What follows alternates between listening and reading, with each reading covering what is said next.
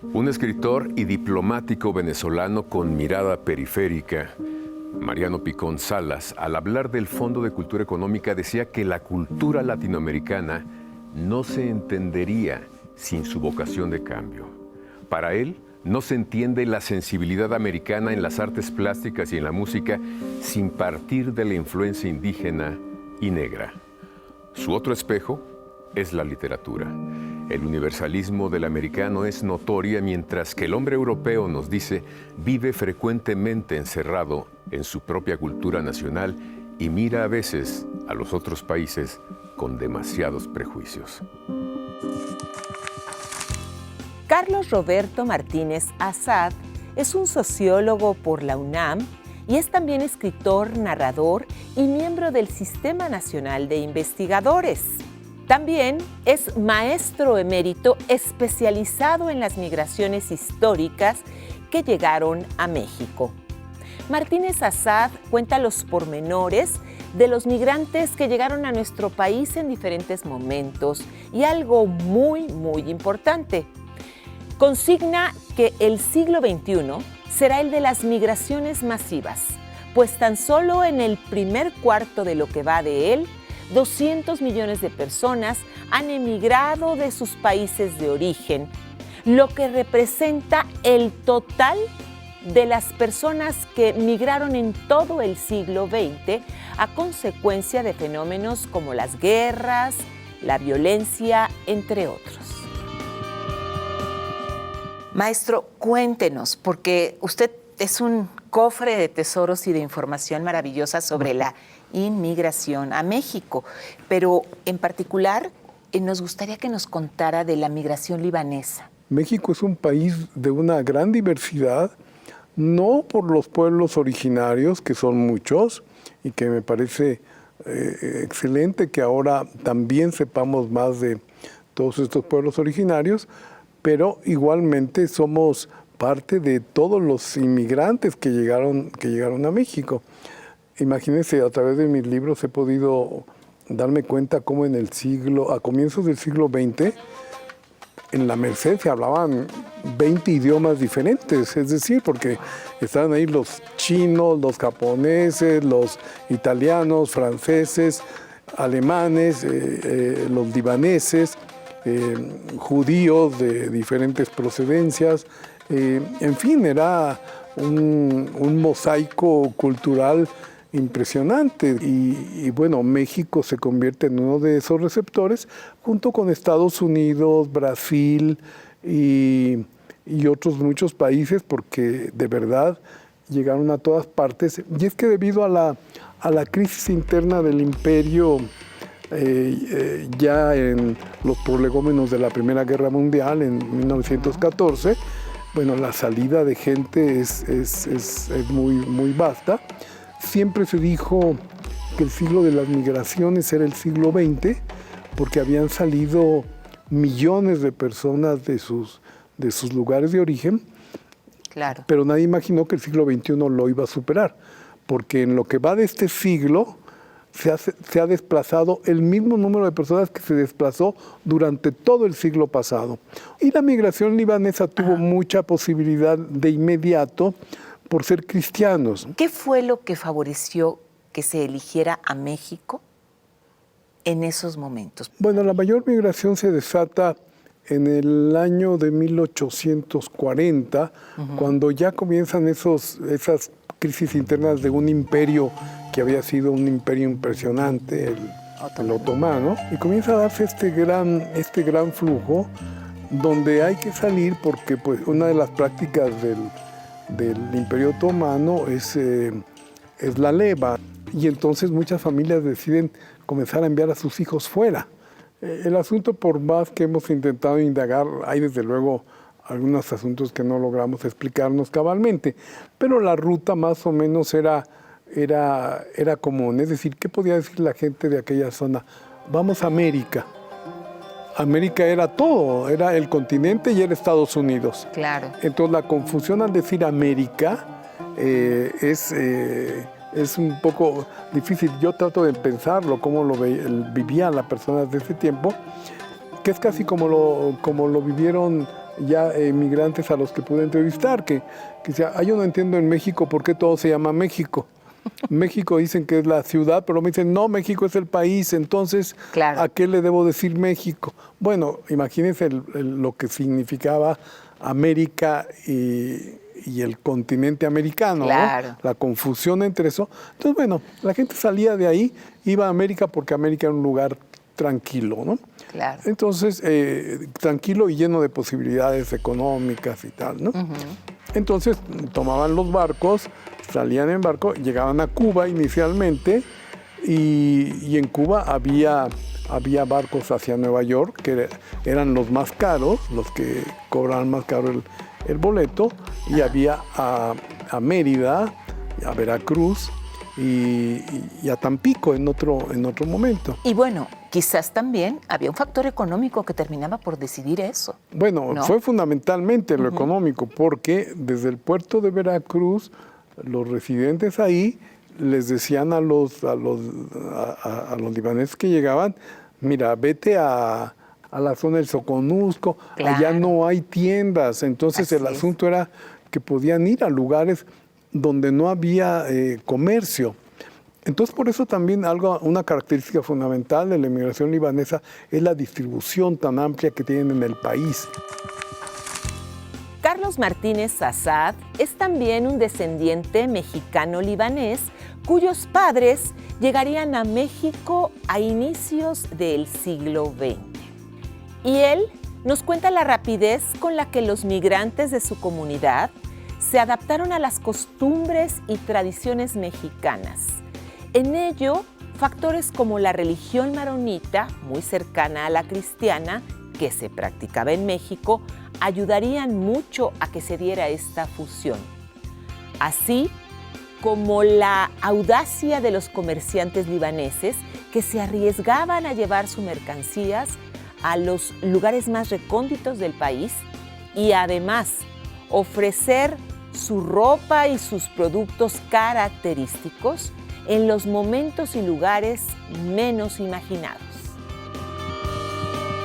¿Cuál es el principal tipo de producto que comercializaba la comunidad libanesa? Los textiles y la mercería, es decir, la ropa confeccionada, pantalones, camisas, vestidos para las mujeres. Eso inmediatamente fue un motivo de comercio.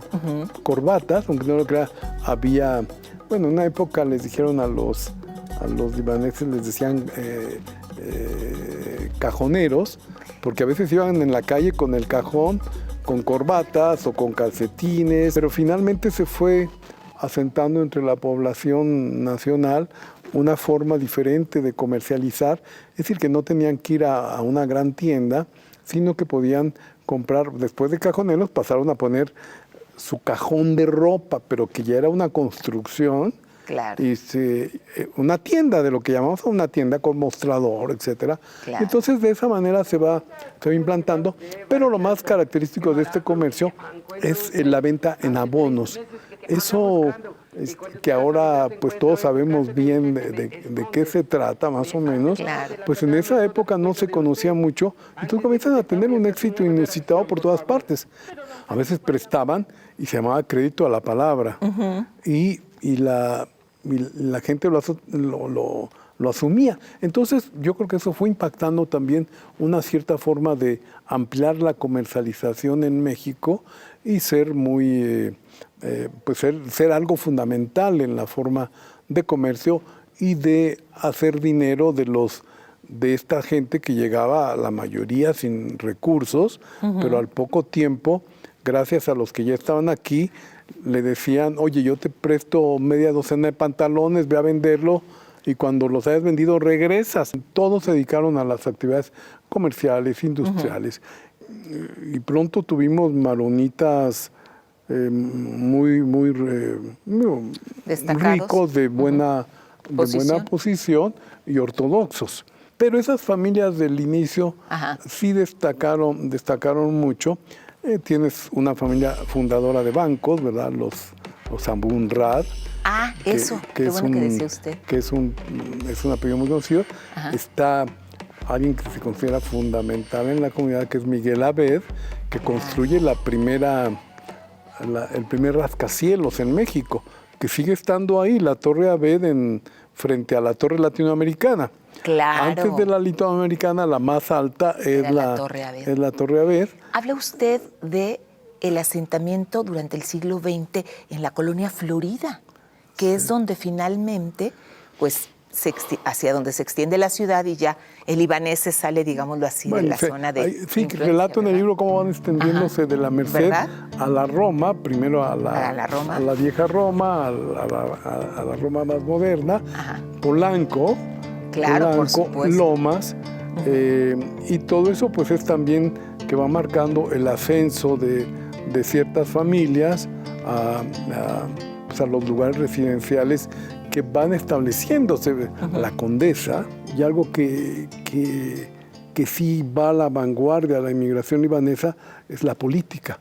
Son ¿verdad?, los primeros inmigrantes que ingresan a la política y que no son aceptados en la política de manera muy generosa, muy abierta. Generosa de parte de los mexicanos. El primer diputado es en Yucatán, con Carrillo Puerto, ¿no? Con el gran Carrillo Puerto, y como a un libanés que acababa, bueno, a lo mejor fue un libanés ya nacido en México, pero igualmente era como muy complicado. En los años 20 ya tenemos un diputado de origen libanés. En ocasiones, adoptamos a nuestro estilo de vida palabras que quizás no sabemos del todo su origen. Solo las usamos, sabemos su significado, pero no sabemos de dónde vienen. ¿Has visto estas decoraciones en casa de tu abuela o en una iglesia, pero nunca te has puesto a pensar de dónde provienen? Bueno, muchas personas piensan que el origen de la palabra azulejo tiene que ver con el característico color azulado propio de las baldosas monocromáticas que se hicieron célebres en toda España durante la época del Barroco y que se elaboraban en obradores de Toledo, Talavera y Levante. Pero no es así. Los azulejos monocromos en color azul eran, seguramente, los más habituales, pero no es cierto que, como ya aseguraba Sebastián Covarrubias en el siglo XVII, fuesen estos los primeros azulejos en fabricarse. ¿Cuál es entonces el origen de la palabra azulejo? Pues, como el de tantos otros vocablos del castellano, es de naturaleza musulmana. Azulejo es un derivado del término árabe sulay, que designaba a las pequeñas piezas de cerámica vidriada y esmaltada con las que se decoraban las paredes. Y las paredes, para los árabes, se llamaban celaya. De ahí al término castellano azulejo. Ahora sabes de dónde provienen esas piezas que le gustan a tu abuela para decorar su casa. Por el lado materno, el maestro Martínez Assad es un mexicano libanés nacido en Amatitán, Jalisco. Hay que decir que su tío abuelo era un sacerdote maronita que fue enviado por el patriarca libanés para dar cuenta de los practicantes de esta religión aquí en México. Cuenta que la interrelación entre los hijos de libaneses que se conocían en México y se casaban daría lugar al surgimiento de grandes figuras de origen libanés, muy importantes en los sectores del comercio, la industria, el cine e incluso la política mexicana. Cuéntenos, ¿quién fue el primer Assad, Martínez o por ahí que llegó aquí? Bueno, de su familia. El primero que llega a México es Daoud Assad, que es clérigo, es un sacerdote maronita y se establece en el centro de la ciudad, en la Merced, en plena Merced, y en ese momento tenían que pedir autorización a la iglesia romana, que es la que prevalece en México, para que los maronitas pudieran hacer su oficio. ¿Ese clérigo es abuelo de usted, tío? Es tío abuelo. Viene enviado por el patriarca, o sea, el papa de los maronitas, para que informe cómo están actuando los maronitas en México, si están cumpliendo con sus ritos religiosos, etc. Tiene que regresar al Líbano, y cuando regresa al Líbano les dice a sus primos, a su familia, que vengan a México, que en México hay muchas posibilidades, y entonces cuando viene mi abuelo junto con otros hermanos Cuando llegan a México, ya mi abuelo llega en 1903.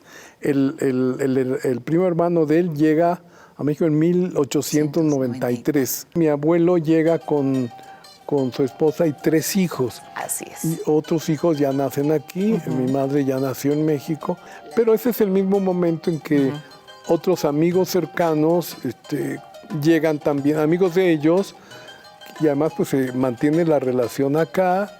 Hay una parte endogámica, como todas las culturas lo tenían, de casarse entre los conocidos, digamos. Y los hijos de la misma comunidad. Sí, claro. Pero de la misma forma, al ser cristianos, pues no tiene ningún inconveniente los matrimonios mixtos. Entonces también eso pues, facilita una integración muy rápida. ¿Sus papás o sus familiares directos a qué se dedicaron llegando a México? Bueno, casi en esas herencias también está toda la parte comercial, ¿no? Entonces, pues casi todos se dedicaron a eso. Al comercio. Al comercio.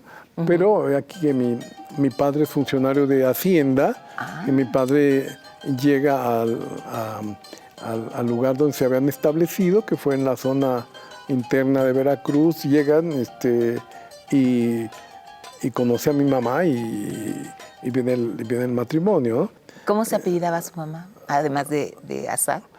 El otro apellido de la esposa de mi abuelo era Bedlume, que es un apellido complicado, pero así eran los apellidos. Por eso luego en la frontera les cambiaron mucho los apellidos.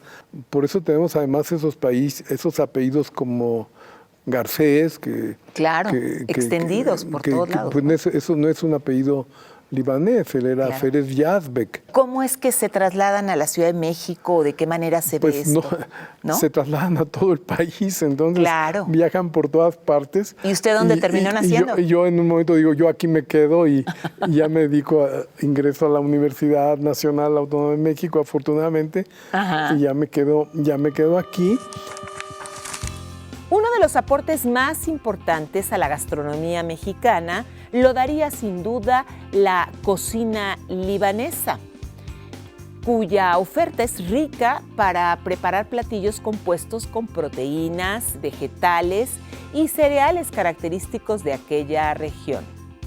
Incluso el maestro Asad nos cuenta que él personalmente sabe preparar platillos nativos como el tabule, esta ensalada característica, y reconoce que sí, siempre es muy cuidadoso a la hora de seleccionar al final de las comidas familiares alguno de los riquísimos dulces árabes, y todo ello por la gran cantidad de miel y azúcar que contiene.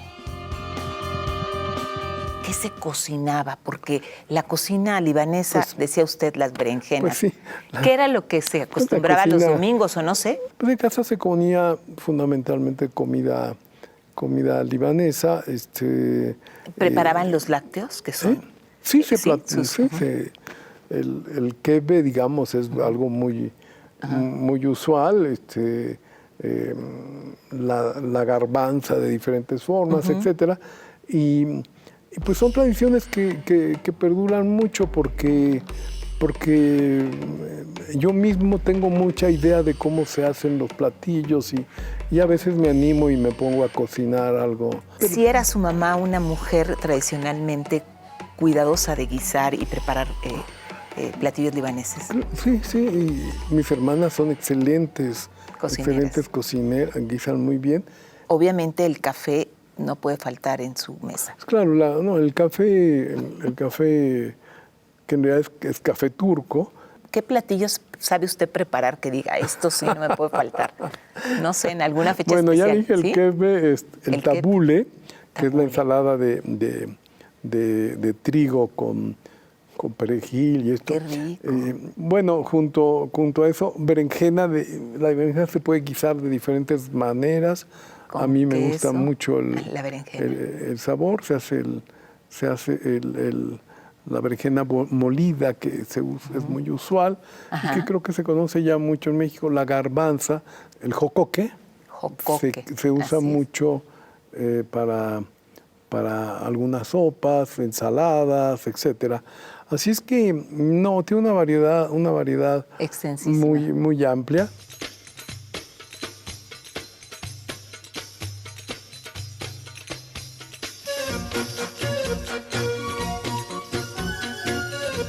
bienvenidos a Hayy Restaurante. Mi nombre es Yazan Morad y me presento el día de hoy como el chef de Hayy Restaurante para presentar unos platillos árabes. El día de hoy vamos a preparar lo que yo llamo siempre el abuelo del tacos el pastor, lo que es el shawarma de pollo. Este plato, el origen o la primera vez que hicieron los árabes aquí, hicieron en Guadalajara cuando llegaron los libaneses y de ahí nació el tacos el pastor. Este plato, el original, se hace en el trompo y el día de hoy estamos haciendo en la plancha, lo que no cambia nada de sabor, prácticamente la manera de cocción. Hacemos este plato presentando al mundo árabe sobre ingredientes importados, casi 90% de los ingredientes son importados y este es el abuelo del tacos el pastor. Es el lechuga, el pampita, lechuga, el pollo, jitomate y el pepinillo. Y salsa de ajo, el aderezo hecho a la mano. El shawarma de pollo viene marinado 24 horas. Es receta especial importada de Jordania. Viene en marinación completo con ingredientes importados y la cocción va a ser en la plancha. Mi compañero David aquí va a empezar la cocción. La cocción viene siempre con una mezcla de aceite vegetal que también debe estar preparada anteriormente.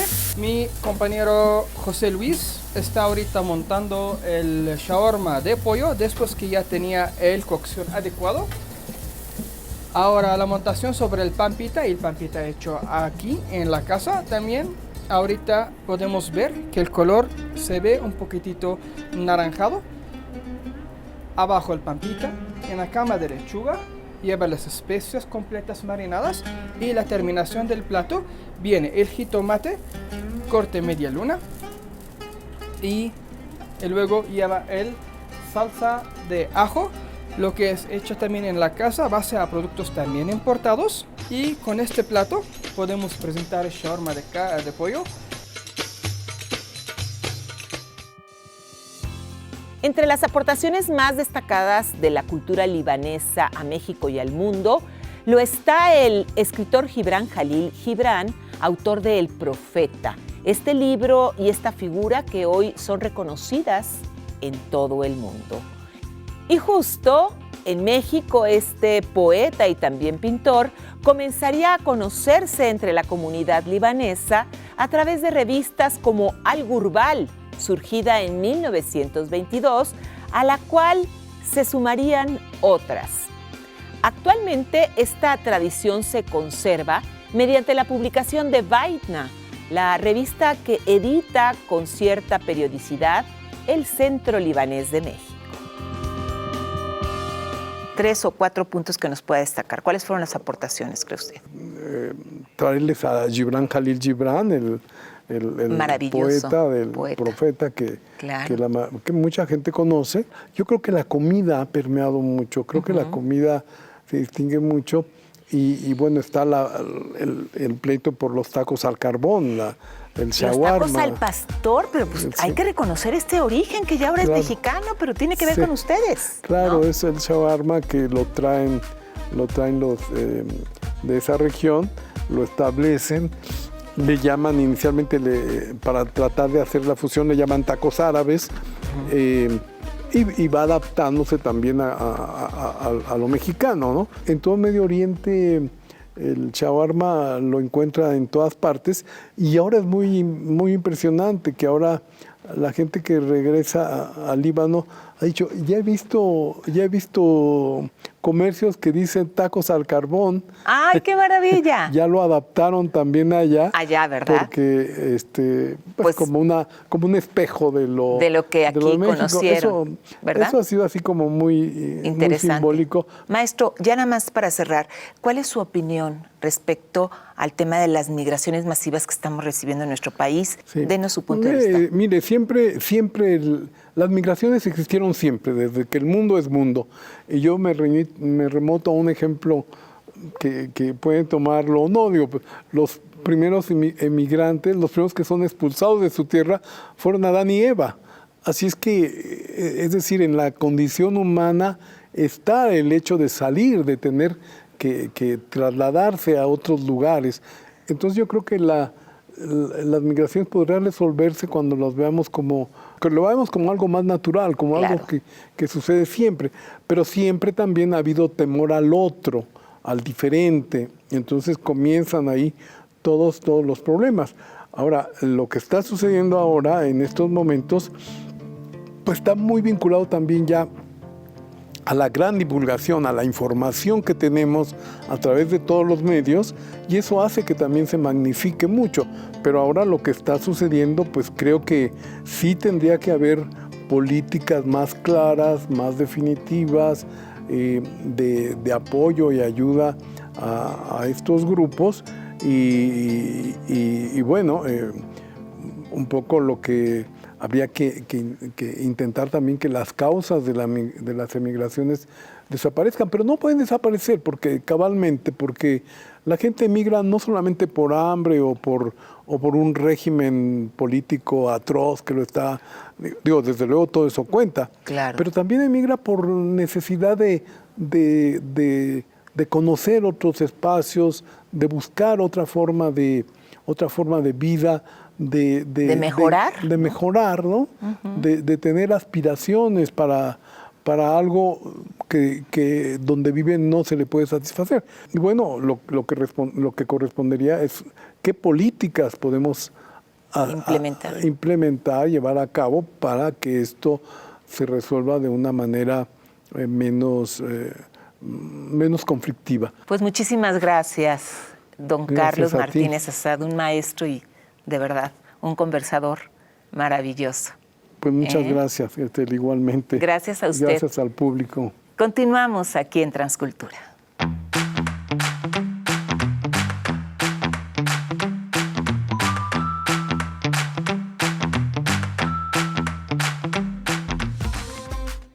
Keanu Reeves nació el 2 de septiembre de 1964 en Beirut, Líbano. La cercanía con el mundo del entretenimiento lo llevó a debutar como actor a los 9 años, apareciendo en una obra de teatro de Damn Yankees. A los 16 años trabajó en montajes teatrales locales y en algunas series de la televisión canadiense como Hanging In. Su primer éxito fue Las alucinantes aventuras de Bill y Ted. Más adelante participó en Drácula de Bram Stoker. No obstante, el largo camino ya recorrido en el medio cinematográfico, fue hasta 1994 que participó en la cinta de máxima potencia, lo que lo consagró como estrella de Hollywood, abriéndole las puertas a más y mejores papeles en el cine. Uno de esos personajes fue Neo, de Matrix. A sus 59 años, Keanu Reeves sigue siendo una figura activa en la industria del cine,